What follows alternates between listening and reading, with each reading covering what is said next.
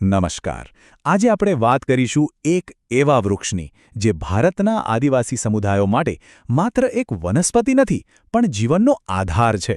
હા, આ છે મહુડાનું વૃક્ષ. ચાલો એની આ અદ્ભુત દુનિયામાં જરા ઊંડા ઉતરીએ અને સમજીએ કે એ કઈ રીતે એમના જીવનના દરેક પાસા સાથે જોડાયેલું છે. બસ આ એક વાક્ય જ બધું કહી દે છે. કલ્પવૃક્ષ એટલે કે ઈચ્છા પૂરી કરનારું ઝાડ. જરા વિચારો, એક જ ઝાડ જે આખાને આખા સમાજની લગભગ બધી જ જરૂરિયાતો પૂરી કરતું હોય. પણ આ કલ્પવૃક્ષનો અસલી મતલબ શું થાય? તો હવે સમજી શકાય કે જ્યારે આદિવાસી સમાજ મહુડાને કલ્પવૃક્ષ કહે છે ત્યારે એમની નજરમાં એ માત્ર લાકડું કે ફળ ફૂલ આપતું ઝાડ નથી. ના, એમના માટે તો એક જીવંત, દૈવી શક્તિ છે જે પેઢીઓથી એમનું રક્ષણ કરતી આવી છે. આ સવાલ ખૂબ જ મહત્વનો છે અને એનો જવાબ મેળવવા માટે આપણે મહુડાને જરા નજીકથી જોવું પડશે.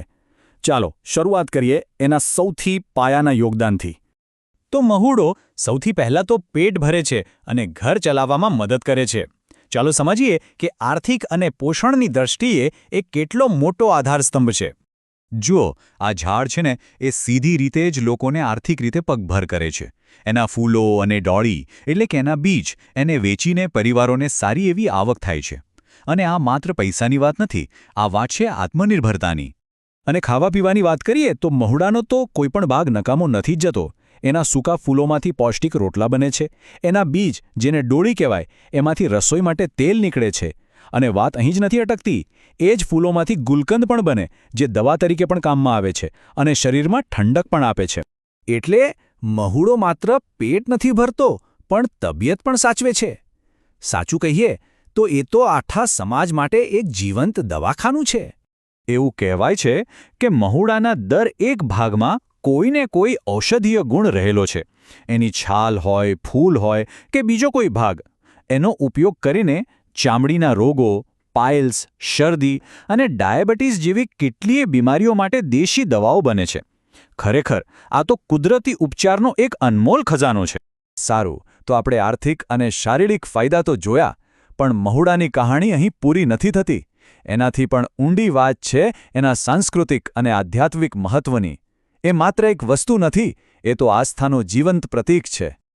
આદિવાસી સમાજ માટે આ ઝાડ માત્ર કામનું નથી, એ પવિત્ર છે.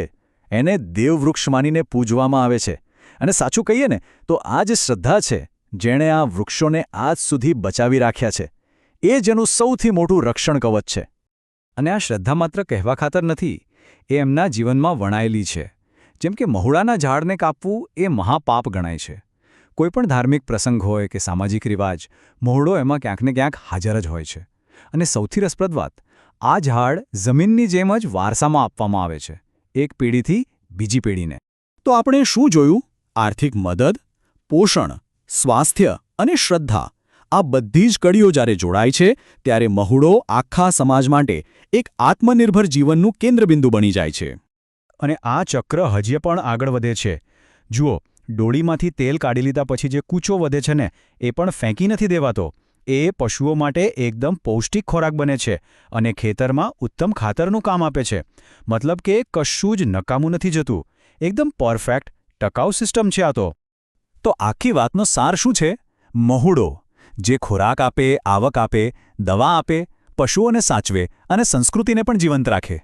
આ બધું મળીને એક એવું ચક્ર બનાવે છે જે આખા સમાજને આત્મનિર્ભર બનાવે છે. તો હવે કહો, આને કલ્પવૃક્ષ નહીં તો બીજું શું કહેવાય?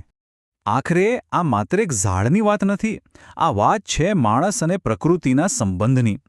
મહુડો અને આદિવાસી સમાજનો આ સંબંધ એક ઊંડો બોધપાઠ આપે છે કે જ્યારે આપણે પ્રકૃતિને સન્માન આપીએ છીએ ત્યારે પ્રકૃતિ સામે આપણું જીવન કેવી રીતે સમૃદ્ધ કરી દે છે.